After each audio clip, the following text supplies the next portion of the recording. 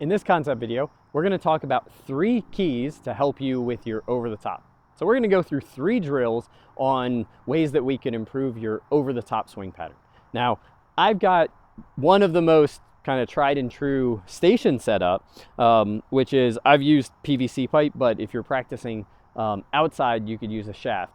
Essentially what we've done is we've put a barrier above the target line. So I like it, somewhere around 8 inches or so above the target line, and then starting about 6 inches back. It's a visual so that if you were at some point in the swing to come over the top, you would hit this pool noodle. And I do like something softer, but if you're brave and you're getting better at this, you can put an alignment stick in the ground, kind of like that, and it would essentially serve the same purpose if I had that over there. But the quick little PVC pipe station, it's just like a box to anchor and provide some weight, and then we've got a pool noodle on a little bit of PVC pipe just to get this kind of sticking out over the target line, parallel to the target line. So the reason I like this is because oftentimes the over the top move will show up in one of 2 places. Either it'll be a trigger move from the top of the swing where I'll start to get over the top really early, or some people are in a very good position halfway down and then they get over the top late. So I know that some instructors like to put more a stick kind of like this. That can help with the early over the top, but it doesn't always solve the late one. So this station here, the old basically inside approach training aid, or the do-it-yourself version from Home Depot, works really well for solving the or providing feedback on coming from the inside or making sure that you're not over the top. But now let's get into 3 different specific drills, specific body parts that are causing you to come over the top. So the first one we're going to look at is what I think is the most dominant, which is your shoulder blades. Basically, if you stand and face the camera, if you were to pull your shoulder blades back to the right so that essentially I didn't turn my chest, my sternum didn't move very much, but I pulled my right shoulder back and reached my left shoulder forward, that gets my shoulders pointing this way. That's pretty close to where you want to be at impact. If during, especially to start the swing, you feel like your shoulders are going to the left of your chest like this, then that is going to result in an over the top move. And that can happen either in transition as a power trigger, or down at the bottom as more of a release movement. So that one looks like this. The shoulders go early, that gets it over the top here. Or if I was in pretty good position and then the shoulders go, that would get it over the top late, and it would create leftward divots, lots of pulls, and either pull draws or pull cuts depending on what club face orientation you have. So we're going to do a drill where we're going to basically close the shoulders, and we're going to feel like we're going to keep the shoulders closed while still getting the hips open. That's the trick for a lot of you, is you will either get everything open or keep everything closed, and I want to make sure that I still get my hips open as my shoulders are closing. So the little prep drill, we're going to turn our upper body to the right and our lower body or pelvis to the left. Let's see if we can do those simultaneously. Now we're going to go up to the top of the swing, and we're going to feel like the back stays to the target longer, especially during transition, at least until about waist height, but ideally feeling like you do it all the way down. So that'll be drill number 1. We'll review them at the end. Drill number 2 is if you keep your back to the target, so the shoulder blades don't go, you could still rotate your shoulders or arms in a steep direction, especially the forearm. So now we're going to grab a water bottle. I like it to be, a quarter filled up, something like that. Little smaller than this works, but I'm going to hold it kind of upside down. So we're going to go up to the top of the swing, and then keeping the shoulders closed, I'm going to try to get my shoulders to rotate so that the water pours more out the right side. I've been using this drill for almost 10 years on my site. It's one of my favorites for getting a feeling of some shoulder rotation in transition. Oftentimes, even if you keep your back to the target, if you tend to pull this right shoulder up and bring that left arm down, or they rotate this direction, that's going to steepen things and make it really hard to get the club to come from the inside unless you did some type of early extension. One way that you would know if that's your pattern is oftentimes when you first start doing this, you're going to have really big toe misses. You might even toe shank it or whiff it because the club is coming so inside, because the only way you can miss it is to continue to pull the arms in. If you get your arms into a better position, it's going to help with getting that feeling of the arms swinging out and getting more extension on the way through.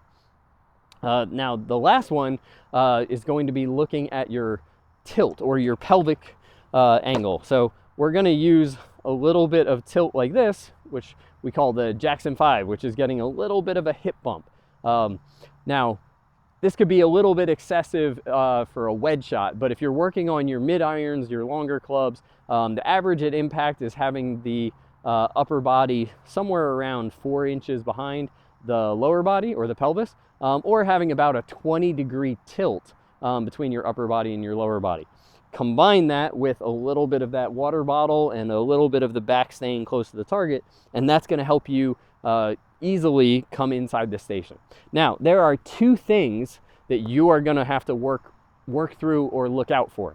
Typically, if you come over the top, what happens is I don't change anything and all I do is get you swinging more from the inside, you're going to struggle with one of 2 problems.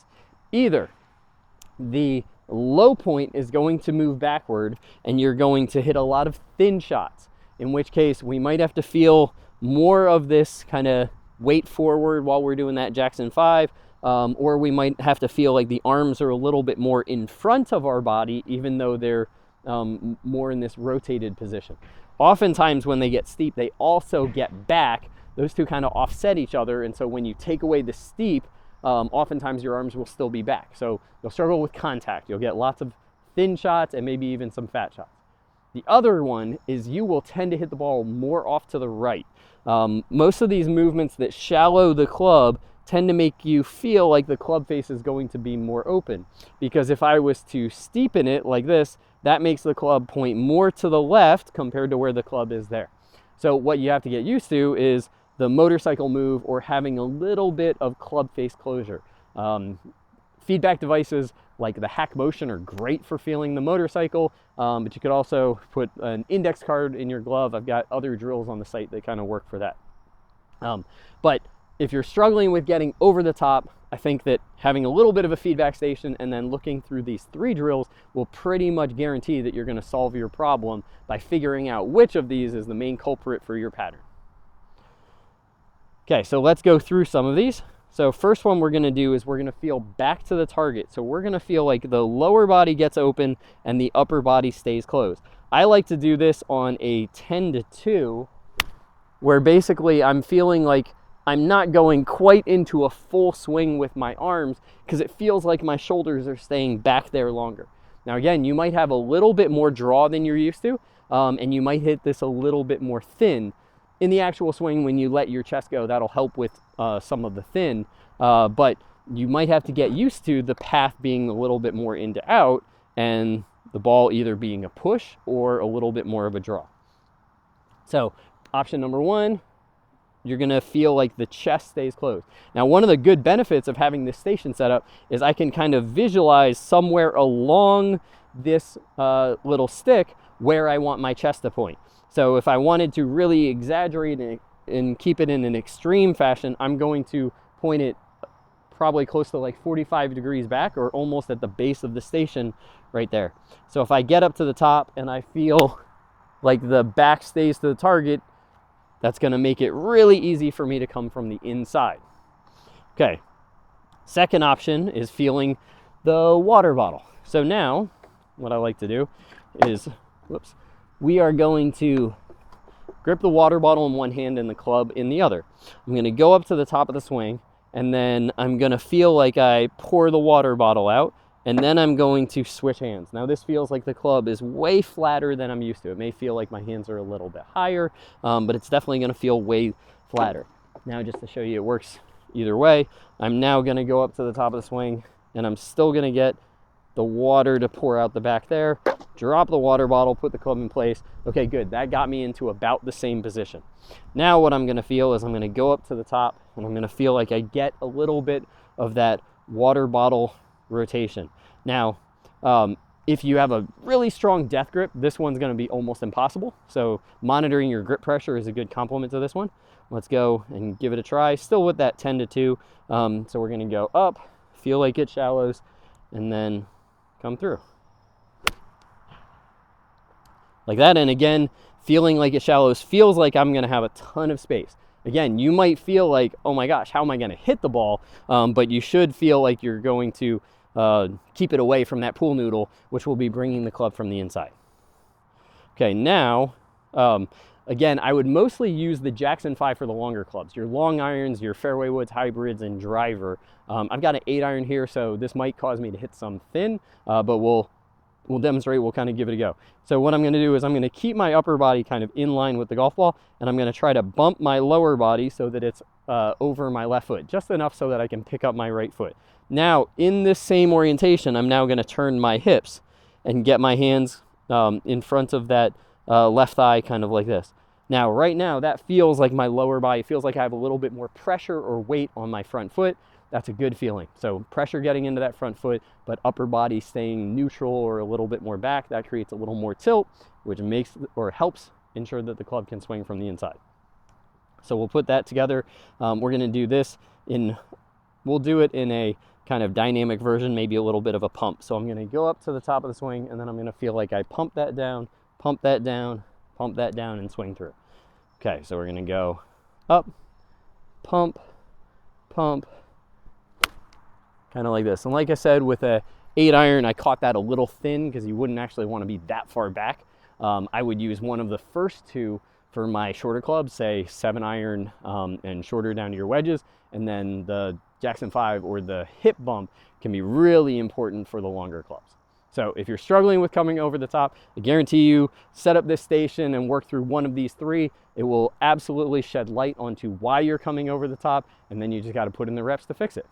So if you like this video, then click on the link in the description below for more videos on how to help your golf game.